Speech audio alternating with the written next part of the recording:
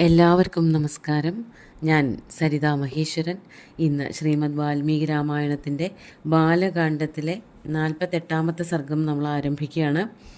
അതിൽ ആദ്യത്തെ 6 ശ്ലോകങ്ങളാണ് നമ്മൾ പഠിക്കാൻ പോണത്.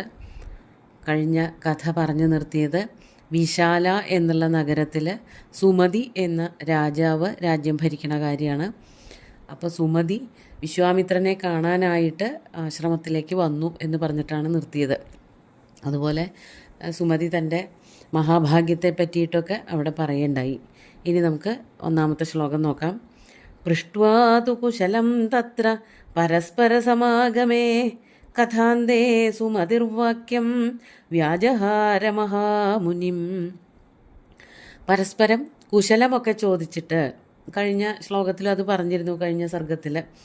പൃഷ്ട്വാതു കുശലം തത്ര. തത്ര എന്ന് വെച്ചാൽ അവർ ആ ആശ്രമത്തിൽ എവിടെയാണോ വിശ്വാമിത്രനും മറ്റ് ഋഷിമാരും രാമലക്ഷ്മണന്മാരും ഒക്കെ ഉള്ളത് അവിടെ വന്നിട്ട് സന്തോഷത്തോടു കൂടി നമസ്കരിച്ച് കുശലമൊക്കെ ചോദിച്ചതിന് ശേഷം പരസ്പര സമാഗമത്തിലുണ്ടായതായ ആ സന്തോഷം പങ്കുവെച്ചുകൊണ്ട് കഥകളൊക്കെ പറഞ്ഞ് അവസാനം അങ്ങനെ വർത്തമാനത്തിൻ്റെയൊക്കെ ശേഷം സുമതി മഹാമുനിം വാക്യം വ്യാജഹാര. സുമതി എന്നു പേരുള്ള ആ മഹാരാജാവ് മഹാമുനിയോട്, വിശ്വാമിത്രനോട് ഇപ്രകാരം കൂടുതലായിട്ട് എടുത്തു ചോദിച്ചു. അപ്പോൾ അവർക്ക് തമ്മിൽ പരിചയമൊക്കെ ഉള്ള പോലെയാണ് ഇവിടെ വർണ്ണിച്ചിരിക്കുന്നത്. കഥകളൊക്കെ പറഞ്ഞു, വന്ന കാര്യങ്ങൾ, അവിടുത്തെ രാജാക്കന്മാരുടെ സൗഖ്യം അല്ലെങ്കിൽ മറ്റ് ആൾക്കാരുടെ സൗഖ്യങ്ങളെ പറ്റിയിട്ട് അങ്ങോട്ടും ഇങ്ങോട്ടും ഒക്കെ ചോദിച്ചു കഴിഞ്ഞു. അതൊക്കെ കഴിഞ്ഞപ്പോൾ ഈ സുമതി എന്ന് പറഞ്ഞ മഹാരാജാവ് വിശ്വാമിത്രനോട് എടുത്തു ചോദിക്കുകയാണ്. എന്താ ചോദിച്ചത്? കുമാരന്മാരെ പറ്റിയിട്ടാണ്. കൂടെയുള്ള ഈ ആൺകുട്ടികൾ ഇവരാരാണ് എന്ന് ചോദിക്കുകയാണ്. 2ാമത്തെ ശ്ലോകം നോക്കാം.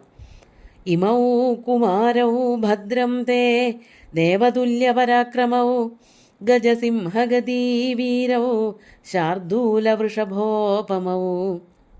അടുത്ത ശ്ലോകം ഇവരെ പറ്റി തന്നെയാണ്. 1-2 കൂടി വർണ്ണിക്കുന്നത്. നമുക്കതും കൂടിയും ചൊല്ലാം. പദ്മപത്ര വിശാലാക്ഷൗ ഖഡ്ഗതൂണീധനുർധരൗ അശ്വിനാ വിവരൂപേണ സമുപസ്ഥിത യൗവനൗ. ഇവിടെ പറയാണ്, ഇനിയും വർണ്ണിച്ച് കഴിഞ്ഞിട്ടില്ല. ഈ 2 ശ്ലോകം വീതം നോക്കി പോവാം. ഇമൗ കുമാരൗ തേ ഭദ്രം, അങ്ങയ്ക്ക് മംഗളം ഭവിക്കട്ടെ എന്നൊന്നുകൂടി പറഞ്ഞിട്ട് പറയാണ്. ഈ കുമാരന്മാർ ആരൊക്കെയാണ്? ഈ 2 പേര്. ദേവതുല്യ പരാക്രമവും, ദേവന്മാർക്ക് തുല്യം, ദേവന്മാരെ പോലെ ഇരിക്കുന്നവർ, പരാക്രമശാലികൾ, മറ്റുള്ളവരെ നേരിടാൻ യാതൊരു ഭീതിയുമില്ലാത്ത അത്രയ്ക്ക് മിടുക്കന്മാരായിട്ടുള്ള ഈ ബാലകന്മാർ 2 പേരും ആരാണ്? കണ്ടാൽ അവരുടെ ആ ഒരു ഗാംഭീര്യം കണ്ടാൽ എന്തു തോന്നും? ഗജസിംഹഗതി, ആനയെ പോലെ അല്ലെങ്കിൽ സിംഹത്തെ പോലെയൊക്കെ അത്രയ്ക്ക് ചങ്കൂറ്റമുള്ളവർ, അതുപോലെ നടക്കുന്നവർ, പേടിയില്ലാത്തവരെന്നർത്ഥം. സാധാരണ കാട്ടുകൂടെയൊക്കെ നടക്കുമ്പോൾ യാതൊരു പേടിയുമില്ലാത്ത 2 ജീവികളാണ്. ഒന്ന് ആനയും മറ്റൊന്ന് സിംഹവും. അതേപോലെ തന്നെയാണ് ഈ കുമാരന്മാർ 2 പേരും. നല്ല പ്രതാപവാന്മാരായിട്ടുള്ള കുമാരന്മാർ. ഗജസിംഹഗതി ദ്വിവചനാണ്. അങ്ങനെയുള്ള ആ 2 വീരന്മാരായിട്ടുള്ള കുമാരന്മാർ. മറ്റൊരു ഉപമാനം കൂടി കൊണ്ടുവരികയാണ്. ശാർദൂല വൃഷഭോപമൗ. ശാർദൂലം നരിയാണ്, വൃഷഭം കാളക്കൂറ്റൻ. അപ്പോൾ ഈ ബാലകന്മാരുടെ വീര്യശൂര പരാക്രമങ്ങളൊക്കെ കണ്ടിട്ട്, അല്ലെങ്കിൽ ആ ഒരു ഭാവം, കഴിവ്, ചങ്കൂറ്റമൊക്കെ കണ്ടിട്ട് പലതായിട്ട് വർണ്ണിക്കുകയാണ് അവിടെ സുമതി. ആദ്യം പറഞ്ഞു ആനയെ പോലെ, സിംഹത്തെ പോലെ എന്ന്. അതുപോലെ തന്നെ പറയാണ് നരിയെ പോലെ, പുലിയെ പോലെ ആക്രമണകാരികളായിട്ടുള്ള അല്ലെങ്കിൽ കാളക്കൂറ്റനെ പോലെ ആരെയും പേടിയില്ലാത്ത ഈ 2 ബാലകന്മാർ ആരാണ് എന്ന് ചോദിക്കുകയാണ്. അതിൻ്റെ ഒപ്പം തന്നെ അവരുടെ ആകാരത്തെ പറ്റി കൂടി പറയാണ്. പദ്മപത്ര വിശാലാക്ഷവും, പദ്മപത്രം താമര ഇതൾ, താമര ഇതൾ പോലെ വിടർന്ന കണ്ണുകളോട് കൂടിയവരും. ഖഡ്ഗ തൂണീ ധനുർധരവും, അവരുടെ കയ്യിൽ വാളുണ്ട്, തൂണിയുണ്ട്, ധനുസ്സുണ്ട്. പലതരത്തിലുള്ള ആയുധങ്ങൾ എടുത്തിട്ടാണ് അവർ കാട്ടിൽ പോയതെന്ന് പറഞ്ഞു. അപ്പോൾ വാള്, അതുപോലെ തന്നെ അമ്പും വില്ലും, ഇതൊക്കെ കൈ പിടിച്ചുകൊണ്ട്, അമ്പ് വില്ല് എന്നുള്ളത് സാധാരണമായിട്ട് എപ്പോഴും കയ്യിലുണ്ടാവും.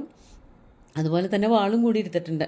ഇതൊക്കെ കയ്യിൽ പിടിച്ചുകൊണ്ട്, അതുപോലെ അശ്വിനാവിവരൂപേണ, ഇരട്ടക്കുട്ടികളെ പോലെ, കണ്ടാൽ അശ്വിനി ദേവതകളെ പോലെ തോന്നിപ്പിക്കുന്നവരായിട്ടുള്ള, മാത്രമല്ല സമുപസ്ഥിത യൗവനവും, ആ യൗവനം വന്നു ചേരാറായിട്ടുള്ള ഈ ബാലകന്മാർ ആരാണ് എന്ന് വീണ്ടും ചോദിക്കുകയാണ്.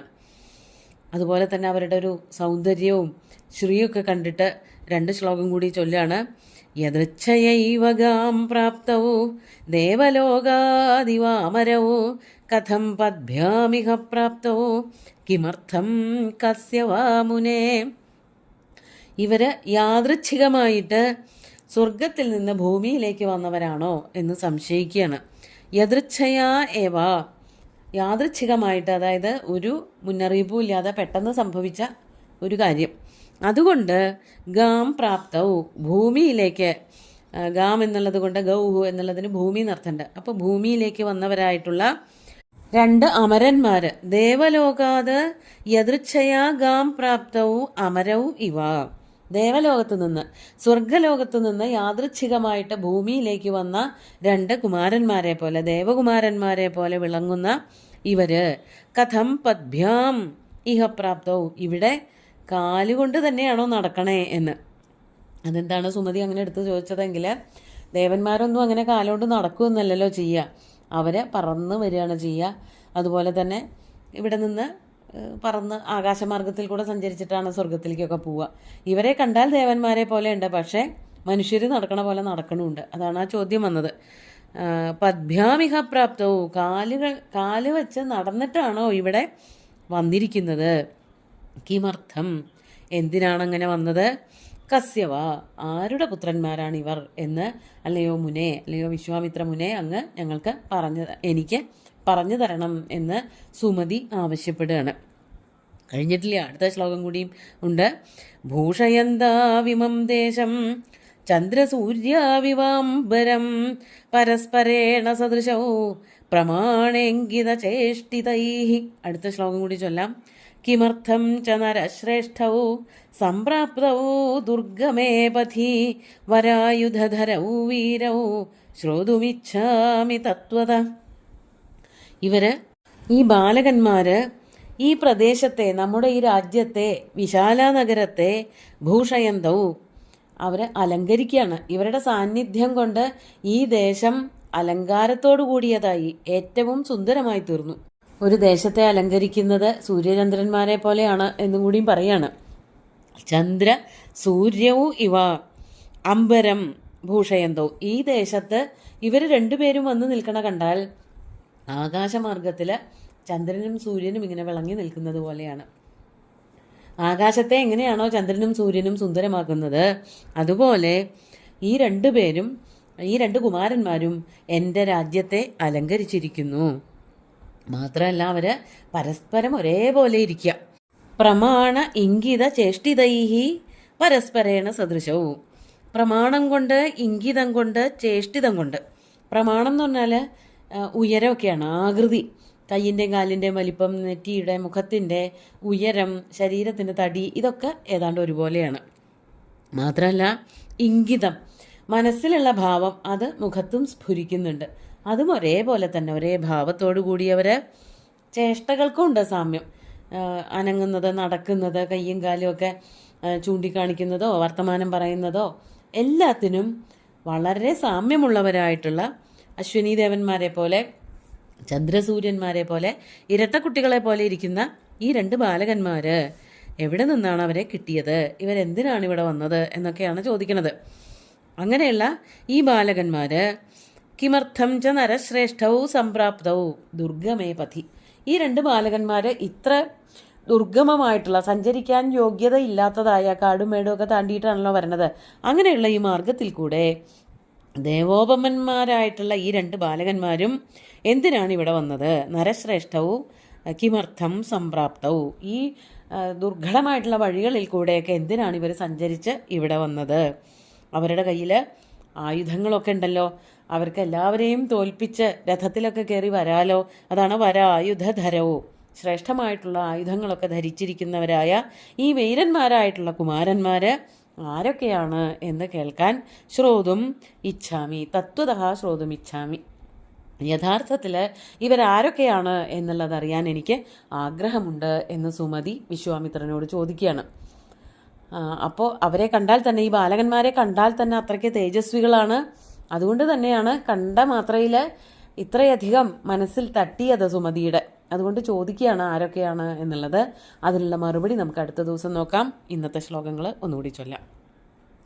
പൃഷ്ട്വാ തു കുശലം തത്ര പരസ്പര സമാഗമേ കഥാന്തേ സുമതിർവാക്യം വ്യാജഹാര മഹാമുനിം ഇമൗ കുമാരൗ ഭദ്രം തേ ദേവതുല്യപരാക്രമൗ ഗജസിംഹഗതീ വീരൗ ശാർദൂലവൃഷഭോപമൗ പദ്മപത്രവിശാലാക്ഷൗ ഖഡ്ഗതൂണീധനുർധരൗ അശ്വിനാവിവരൂപേണ സമുപസ്ഥിതയൗവനൗ യദൃച്ഛയൈവ ഗാം പ്രാപ്തൗ ദേവലോകാദിവാമരൗ കഥം പദ്ഭ്യാമിഹ പ്രാപ്തൗ കിമർത്ഥം കസ്യ വാമുനേ ഭൂഷയന്താവിമം ദേശം ചന്ദ്രസൂര്യാവിവാംബരം പരസ്പരേണ സദൃശൗ പ്രമാണേങ്കിതചേഷ്ടിതൈഃ കിമർത്ഥം ച നരശ്രേഷ്ഠൗ സംപ്രാപ്തൗ ദുർഗമേ പഥി വരായുധധരൗ വീരൗ ശ്രോതുമിച്ഛാമി തത്വത. ഇനി എന്തൊക്കെയാണ് അതിന് മറുപടി പറയുന്നത് വിശ്വാമിത്രൻ എന്നുള്ളത് നമുക്ക് അടുത്ത ദിവസം കാണാം. സുന്ദരമായിട്ടുള്ള ശ്ലോകങ്ങൾ ഭഗവാൻ ശ്രീരാമചന്ദ്രൻ്റെ കാൽക്കൽ അർപ്പിച്ചുകൊണ്ട് ഗുരുവായൂരപ്പനെ സാഷ്ടാംഗം നമസ്കരിച്ചുകൊണ്ട് എല്ലാവർക്കും ശുഭദിനം നേർന്നു നിർത്തട്ടെ. നന്ദി.